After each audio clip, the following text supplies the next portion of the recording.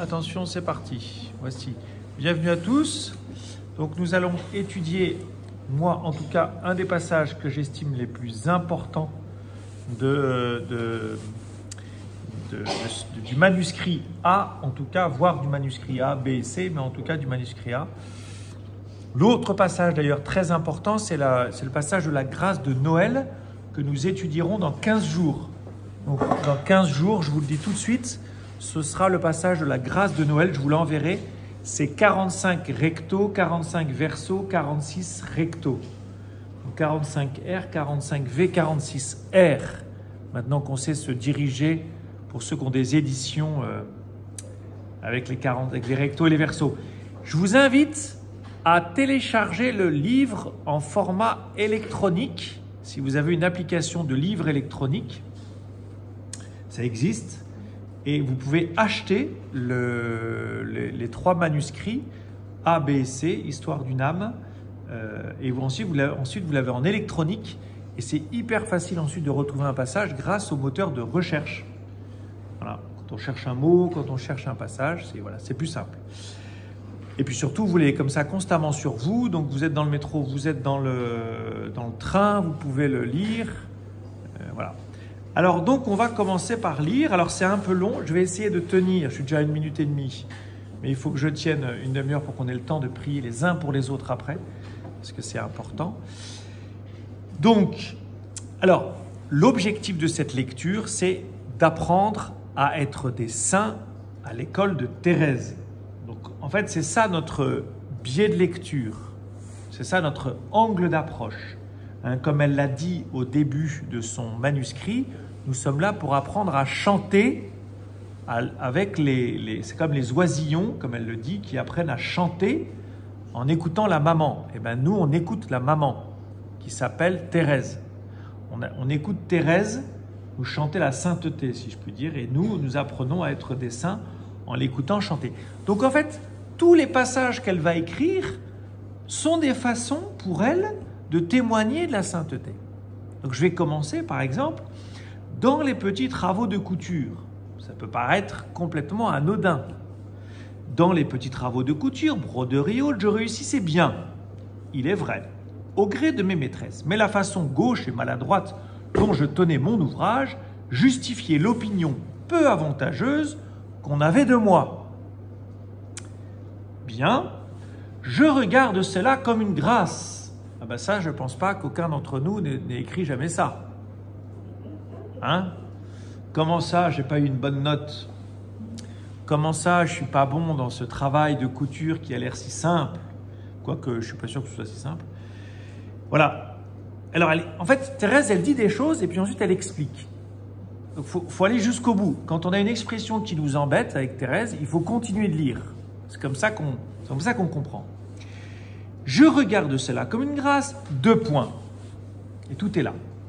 En fait, le résumé de ce passage, c'est la phrase qui suit. Le bon Dieu voulant mon cœur pour lui seul. Si on ne comprend pas ça, on ne comprend rien à Thérèse. Le but de la vie de Thérèse, c'est que son cœur soit totalement à Dieu. Elle a un amoureux. Et quand on a un amoureux, on lui sacrifie tout. Eh bien, Thérèse sacrifie tout pour son amoureux. Voilà. Alors, elle le fait radicalement en étant carmélite. Mais ça s'applique aussi à nous, parce que si vous dites, c'est toujours pareil, si vous dites, ah ben Thérèse, elle était carmélite, donc moi, c'est pas possible, parce que moi, je travaille, j'ai des amis, il faut bien que je sorte, je vais au cinéma, je vais au bar, je vais au restaurant, je sais pas quoi, je reste chez moi, j'ai mes enfants, j'ai mon mari, j'ai mon chien. Ben, moi, je ne suis pas comme Thérèse, donc je ne peux pas. Si, justement, si. La question, c'est de devenir des saints à l'école de Thérèse, là où nous sommes, là où je suis. Et le bon Dieu voulant mon cœur pour lui seul, ça s'applique aussi à moi. Ça s'applique aussi à moi. Le bon Dieu veut mon cœur pour lui seul. Donc la question, c'est de savoir comment vivre tout ce que j'ai à vivre en ayant mon cœur pour Dieu seul. Parce que si je n'ai pas mon cœur pour Dieu seul, je ne serai ni un saint ni une sainte. Et donc on va essayer de comprendre ce que veut dire Thérèse. Alors c'est intéressant parce que. Alors je saute, changeant en amertume les consolations de la terre. On l'a vu la dernière fois, ça déjà. On reverra, donc peut-être que je reviendrai dessus. J'en avais d'autant plus besoin que je n'aurais pas été insensible aux louanges. Mais elle est comme nous. C'est ça qui est génial avec Thérèse. Elle est comme nous. Elle aime bien qu'on lui fasse des compliments. Vous voyez, c'est pas un ange. C'est pas un ange, Thérèse. Elle est comme nous. Elle voit bien les dangers des louanges. Elle voit bien. Ça ne veut pas dire qu'elle refuse les louanges. Ça ne veut pas dire que... Parce que n'oubliez pas une chose, c'est que Thérèse, c'est un truc qui me fait... que je comprends, enfin il me semble, Thérèse a un très bon équilibre affectif. Ce qui lui permet d'écrire tout ça. Je n'ai pas dit psychologique, j'ai dit affectif. Elle a un très bon équilibre affectif. D'où lui vient son équilibre affectif? Je vous l'ai déjà dit. C'est pas tellement dit là, mais c'est sa famille. Elle a été très aimée dans sa famille. Et elle ne doute pas que l'amour est possible. En fait, elle a été comblée d'amour dans sa jeunesse, dans sa tendre enfance. Elle a eu des blessures, on l'a déjà dit, la perte de sa maman, le départ de Pauline, mais elle a été comblée d'amour par son papa et par Dieu, de manière tout à fait spéciale. Et c'est pour ça qu'elle nous donne une leçon. Mais elle a été comblée de l'amour de sa famille et de Dieu de manière tout à fait spéciale. Comme je l'ai déjà dit, je crois que c'est la conférence que j'ai faite sur l'espérance, je pense qu'elle a eu un papa sur terre, que rarement, je pense, il y en a eu des comme lui. Moi, je pense. Je ne le connais pas bien, le papa de Thérèse, mais vu la fille, vu ce qu'elle en dit, je pense qu'il y en a quand même assez peu. Voilà. Donc, elle est sensible à la reconnaissance. Donc, la question, c'est comment je vais gérer la reconnaissance? Comment je vais gérer la reconnaissance? Elle en a eu. Elle a eu des louanges. Plusieurs fois, elle raconte qu'on l'a louée, qu'on a dit qu'elle était une jolie petite fille, qu'elle était intelligente. Là, elle dit, c'est une grâce. Elle est amusante parce qu'elle dit, c'est une grâce qu'on ne m'ait pas dit que j'étais intelligente. Parce que je pensais que je ne l'étais pas. Elle dit pas, c'est une grâce de ne pas être intelligente. Au contraire, Thérèse est très intelligente. C'est pas ça la question. C'est la grâce, c'est que ne pas avoir eu de reconnaissance là-dessus. Qu'on ne l'ait pas flatté. C'est ça sa grâce. C'est ça la grâce. La grâce n'est pas d'être idiote. La grâce, c'est qu'elle n'a pas de retour qui lui dit « Oh, mais que tu es intelligente. » Pourquoi? Parce qu'elle sait très bien que si on lui dit, eh bien, elle va s'enorgueillir. Ou plutôt, elle risque de s'enorgueillir. Et tout l'enjeu de Thérèse, c'est de nous expliquer qu'il n'y a rien de pire pour la sainteté que l'orgueil. C'est-à-dire de croire que je mérite l'amour. L'orgueil, c'est cela, c'est de croire que je mérite l'amour. Et tout son discours va être de nous expliquer que nous ne méritons rien. Que l'amour est gratuit, pour le dire encore autrement. Voilà. Donc j'avance. Mon cœur sensible et aimant se serait facilement donné s'il avait trouvé un cœur capable de le comprendre. J'ai essayé de me lier avec des petites filles de mon âge, surtout avec 2 d'entre elles, je les aimais, et de leur côté, elles m'aimaient autant qu'elles en étaient capables. Mais hélas, qu'il est étroit et volage le cœur des créatures. Bon, ce qu'on peut lire ici, c'est que Thérèse a une grâce tout à fait spéciale de maturité affective et spirituelle, parce qu'elle est capable d'aimer, en fait, de manière beaucoup plus profonde que tous les enfants de son âge. Et elle va le montrer, elle va l'expliquer. Mon cœur sensible et aimant se serait facilement donné. Donc, elle est comme nous. Elle a besoin d'amour et elle a besoin de montrer qu'elle aime. Elle est sensible. Elle n'est pas insensible. Elle n'est pas insensible aux autres. Ne pensons pas que tout cela fait d'elle une misanthrope. Quelqu'un qui n'aime pas du tout. Elle dit qu'elle cherche l'amour. Mon cœur sensible et aimant se serait facilement donné s'il avait trouvé un cœur capable de le comprendre. Donc en fait, elle explique très bien que, en fait, elle avait envie d'aimer quelqu'un et elle avait envie d'être aimée. Quoi de plus normal? Bientôt, je vis que mon amour était incompris. Donc elle répète. Donc on va essayer de comprendre ce que ça veut dire. Une de mes amies, ayant été obligée de rentrer dans un âne, s'en va, bon, vous connaissez le truc. Elle répète, mon amour n'était pas compris. En revoyant ma compagne, ma joie fut grande, mais hélas, je n'obtins qu'un regard indifférent. Mon amour n'était pas compris, je le sentis, et je ne mendiais pas une affection qu'on me refusait, mais le bon Dieu m'a donné un cœur si fidèle que lorsqu'il a aimé purement, il aime toujours. Magnifique. C'est quand même magnifique d'être capable de dire ça. Aussi, je continue de prier pour ma compagne et je l'aime encore. Alors, d'abord, elle aime son ami. Ça veut dire quoi? Comment elle décrit? C'est intéressant. Comment elle décrit le fait qu'elle aime son ami? Ben, elle le décrit de deux manières. D'abord, elle pense à elle. Intéressant. Elle pense à elle. Quand on aime quelqu'un, on pense à lui. Hein, si je ne pense jamais aux autres, si je ne pense jamais à telle ou telle personne, bah, je ne peux pas vraiment dire que je l'aime. Elle pense à elle. Et elle garde précieusement ce que cet ami lui a donné. Elle garde précieusement ce que cet ami lui a donné. C'est-à-dire qu'elle est délicate. Elle fait attention à ce qu'on lui a donné. Hein, elle garde précieusement, c'est comme un trésor. Hein, cet ami lui a donné quelque chose qu'elle interprète par amour, puisqu'elle lui a donné. Eh bien, elle prend ça comme une marque d'affection, une marque d'amour, et pour elle, c'est important. C'est un trésor. C'est pas n'importe quoi. On lui a fait un cadeau. Ce n'est pas n'importe quoi, ce cadeau. Au-delà de l'intérêt de ce cadeau, elle voit l'acte derrière, l'acte de don. Vous voyez? En revoyant ma compagne, ma joie fut grande. C'est intéressant. Les gens que nous aimons nous procurent de la joie. Est-ce que j'ai de la joie à rencontrer telle ou telle personne? Si je n'ai pas de joie à rencontrer telle ou telle personne, c'est comme ce que je disais, si je n'y pense pas, est-ce que je l'aime? Peut-être pas. Ma joie fut grande. Je n'obtins qu'un regard indifférent.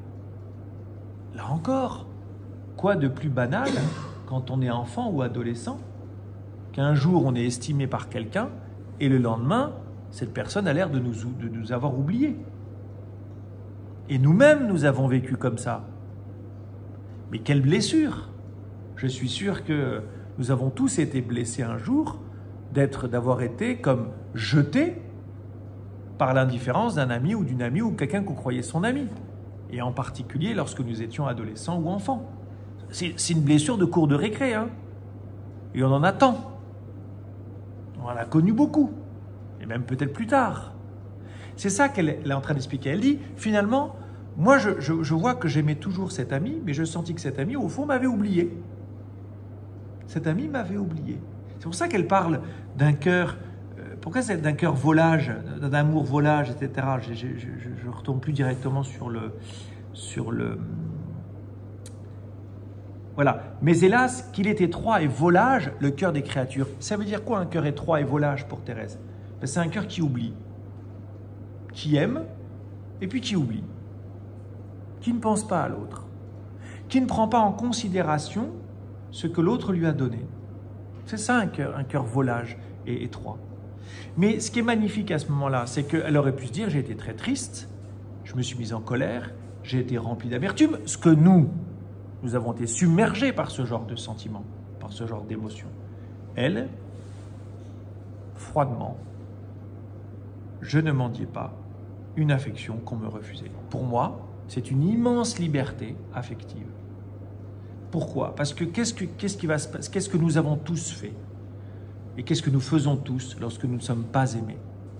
Eh bien, nous séduisons. Nous allons mendier l'amour.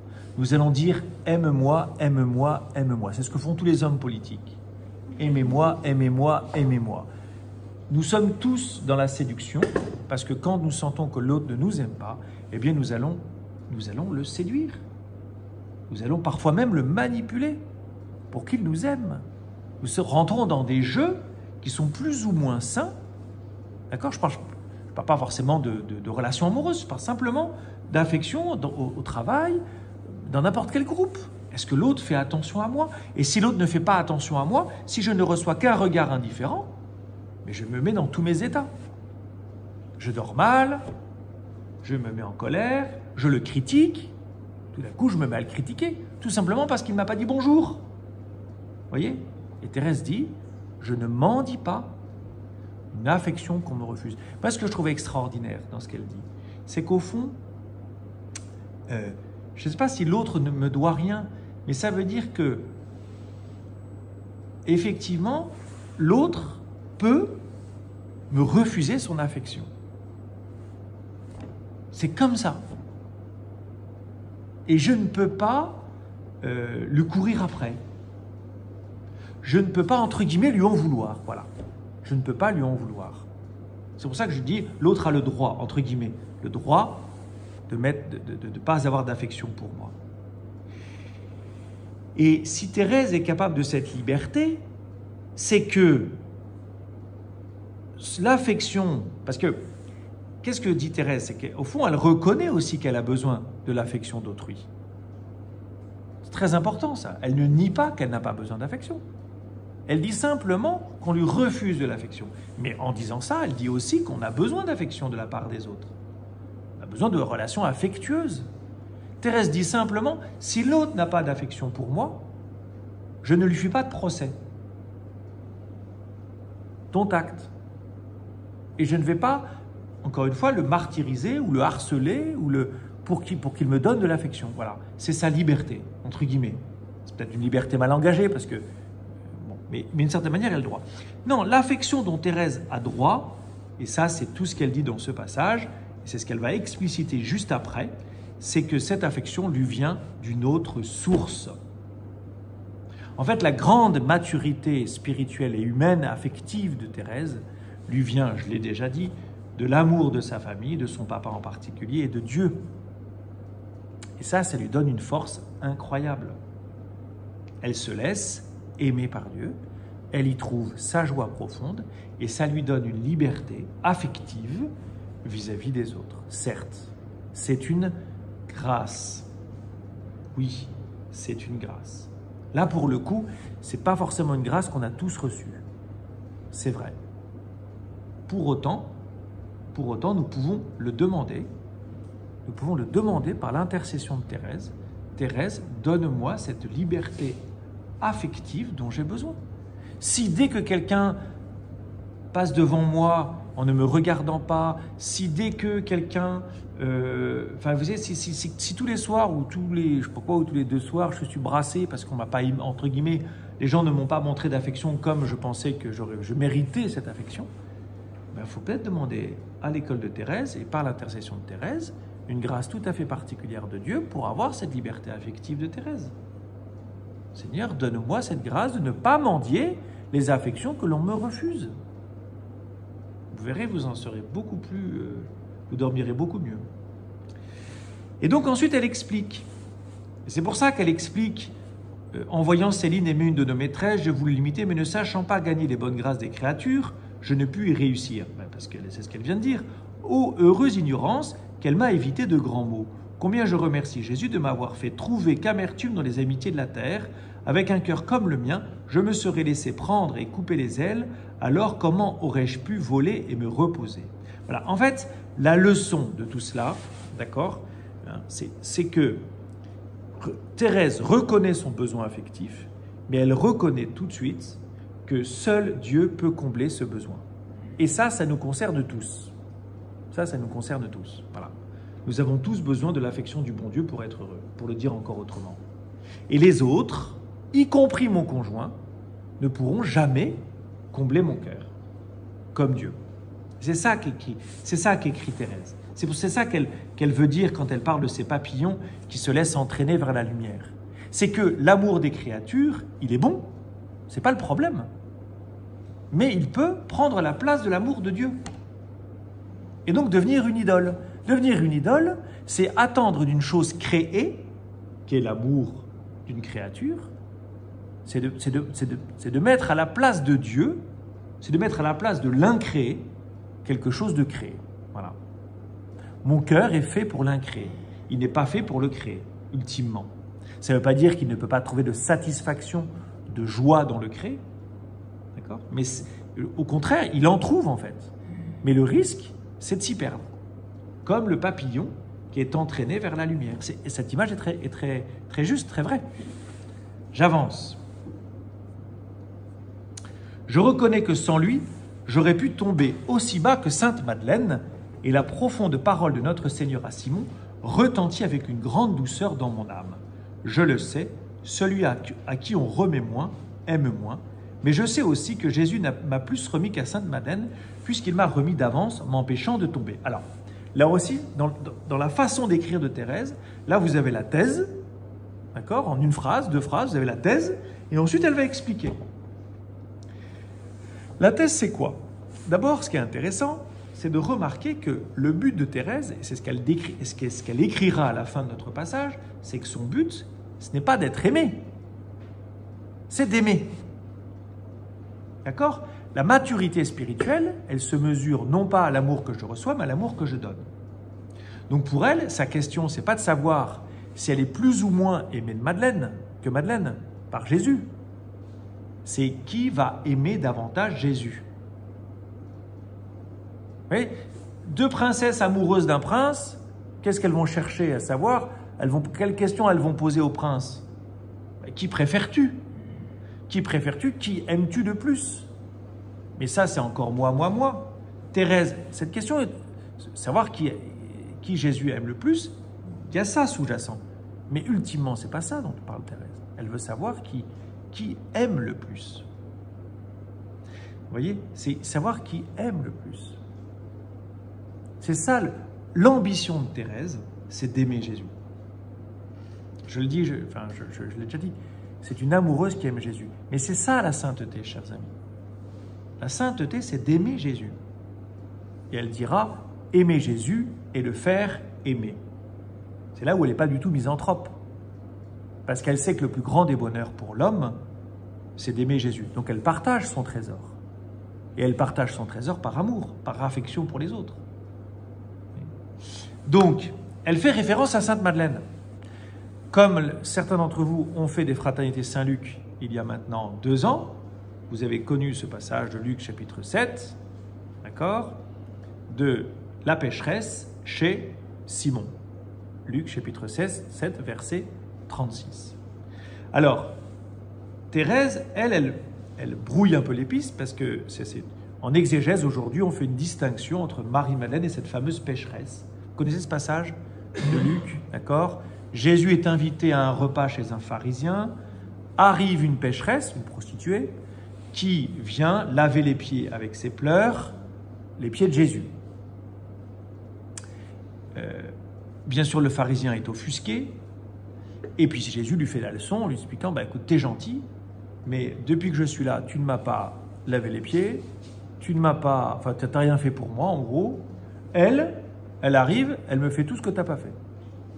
Et il termine en disant, en fait, tu vois, mon cher Simon, toi, le pharisien qui pense qu'il n'a pas de péché, parce que c'est ça derrière, en réalité, celle qui a beaucoup de péché, parce qu'il ne s'agit pas de... en fait, elle m'aime davantage que toi. Et il termine en disant, visiblement, celui à qui on remet beaucoup, aime beaucoup. Mais Thérèse, elle voit bien qu'elle n'a pas commis beaucoup de péchés, elle n'est pas idiote. Elle voit bien qu'elle ne s'est jamais prostituée, par exemple. Elle n'a jamais... et c'est quand même tant mieux, enfin on peut se dire, pour une carmélite, voilà. Mais Thérèse se compare à Marie-Madeleine en disant, en fait, cette Marie-Madeleine qui a commis beaucoup de péchés, elle a de la chance. Parce que comme elle a commis beaucoup de péchés, elle a connu le pardon de Dieu, et donc, en reconnaissant, elle a une immense gratitude envers Jésus qui lui a pardonné. De la même manière que quand nous sortons du sacrement de la réconciliation, nous avons de la joie dans le cœur parce que quelqu'un nous a dit qu'il nous aimait et qu'il nous a pardonné nos péchés. C'est une reconnaissance. Nous fonctionnons comme ça. Nous péchons, on nous pardonne et on est heureux. Et on essaye d'aimer un peu plus davantage Jésus. Thérèse, elle voit ça, elle dit, zut alors, parce que moi, je n'ai pas commis de péché, donc je ne peux pas faire cette expérience de la miséricorde. C'est ça son problème, c'est ça sa question. Si je n'ai pas de péché, comment puis-je faire l'expérience de la miséricorde? Puisque je n'ai pas de péché. En tout cas, je n'ai pas de péché suffisamment gros pour vraiment, entre guillemets, m'en repentir et me flageller et pleurer et laver les pieds de Jésus. Et donc, elle est embêtée. Parce que c'est profond, sa question. Parce que c'est une expérience, elle dit, que je ne ferai pas. Que je n'ai pas faite et que je ne ferai pas. L'expérience de la miséricorde. Du pécheur repenti. Du fils cadet, si je reviens à l'évangile de Luc, dans la parabole du fils prodigue. Thérèse, elle est plutôt le fils aîné. Elle est celle qui n'a jamais quitté la maison du Père. Elle est comme le pharisien. Vous voyez? Sauf que, et c'est là qu'elle est, c'est extraordinaire. C'est-à-dire, qu'est-ce qu'elle va dire? Mais en fait, et ça c'est une grâce tout à fait spéciale qu'elle a reçue, elle dit, moi qui n'ai pas commis de péché, entre guillemets. Alors ça, elle ne le dit pas, je vous donne l'interprétation, en fait, elle a reçu une grâce mariale. La Vierge Marie n'a commis aucun péché. Non pas parce que c'était des bonnes filles, mais par pure miséricorde. Thérèse dit, si je n'ai pas commis de péché, c'est par pure miséricorde. Je n'y suis pour rien. Saint Augustin, il a cette phrase, il dit, il n'y a pas de si grand péché que je ne saurais commettre. Ça veut dire que si vous n'avez pas fait les plus horribles des péchés, ce n'est pas parce que vous êtes des gens bien, mais c'est par pure miséricorde. Ce n'est pas en vertu de l'éducation que vous avez pu recevoir, c'est en vertu de l'équilibre humain que vous avez pu recevoir. Certes, c'est passé ce qu'on appelle par des causes secondes, par des médiations humaines, peut-être même parfois par une grâce tout à fait spéciale. Mais si vous n'avez pas commis le pire des péchés qui soit sur terre, ce n'est pas en vertu de vos mérites, c'est en vertu d'une grâce spéciale de Dieu. C'est ça que dit Thérèse. C'est ça que dit Thérèse. Elle est, si vous voulez, la réussite de Jésus ultime, c'est-à-dire elle est le fils aîné réussi. Elle est le pharisien réussi. Elle est le pharisien et le fils aîné qui ont compris que s'ils étaient toujours dans la maison du Père, que s'ils n'avaient pas fait d'aussi grand péché que cette prostituée, ce n'était pas en vertu de leur mérite, c'était en vertu du pur amour de Dieu qui leur a enlevé les cailloux sur le chemin. Parce que s'ils avaient eu la même vie que cette femme, eh bien, ils auraient fait peut-être même pire encore. Dans une de ses lettres qu'elle écrit, je crois, à Céline, sa sœur Céline, elle se compare, elle est novice avec une autre novice, et elle se compare à un petit chien de chasse qui va chercher les lapins dans les fourrés, en disant, l'autre petite novice, au fond, je lui donne des conseils. Je lui donne des directions. Parce que Thérèse, en fait, je pense qu'on aurait été carmélite avec elle, on aurait appris. C'est-à-dire qu'elle était attentive à faire grandir les autres. Et donc, elle a aidé ses compagnes qui étaient au noviciat avec elle. Donc sans doute des jeunes femmes plus âgées qu'elle. Hein. Et dans ses lettres, elle se dit, en fait, je suis un peu comme le petit chien. Vous savez, celui le chasseur, lui, il ne peut pas rentrer dans le fourré pour aller chasser de lapins. Mais moi, je le fais. Voilà. Moi, j'ai cette grâce-là d'être petite. Et elle termine en disant, mais je suis pire que le lapin. Parce que si j'avais été comme ma compagne, j'aurais été pire que le lapin.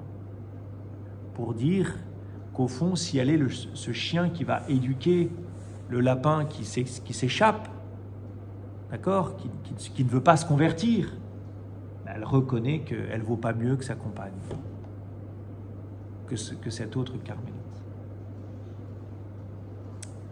Ça, c'est une leçon extraordinaire pour toujours nous rendre, pour toujours avoir, si vous voulez, cette humilité de ne jamais juger les autres. Je ne peux pas dire quel connard, quel salaud, quel ceci, quel cela. Parce qu'au fond, son péché aurait pu être le mien. Ça, c'est très important. Ça, c'est très, très, très important. Ce que montre Thérèse ici, c'est si elle n'a commis aucun péché, elle est la pire des pécheresses. Parce que sans la grâce de Dieu, elle est la pire des pécheresses. Et donc nous devons nous reconnaître, si nous voulons être des saints, de reconnaître que la grâce de Dieu est première, c'est-à-dire que c'est par pure grâce si je n'ai pas commis le pire des péchés. Ma vie est suspendue à un fil, pour le dire encore autrement. Et que si ce fil casse, je tombe très, très, très profondément. C'est ça la leçon de Thérèse. C'est ça cette magnifique leçon. Et donc elle va effectivement expliquer, d'ailleurs l'image est assez belle, entre ses deux fils. Eh bien, c'est moi, et donc elle termine, eh bien, c'est moi qui suis cet enfant, objet de l'amour prévoyant d'un père, qui n'a pas envoyé son verbe pour racheter les justes, mais les pécheurs. Donc elle se reconnaît pécheresse, vous voyez? Elle se reconnaît l'égale de Madeleine. Elle est pécheresse comme Marie-Madeleine. C'est juste que leurs chemins n'ont pas été les mêmes. Leurs chemins de grâce n'ont pas été les mêmes. Mais elle a reçu double miséricorde. Parce que, ça c'est son interprétation, en fait elle va dire, au fond, je suis beaucoup plus fragile qu'une Madeleine. Parce qu'une Marie-Madeleine, elle commet des péchés et elle se repent.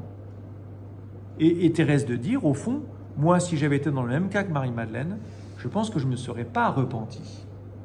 Et donc parce que je suis plus faible que Marie-Madeleine, Dieu n'a pas voulu que je sois tenté. Et donc elle dit que la prévoyance de Dieu, d'accord, eh bien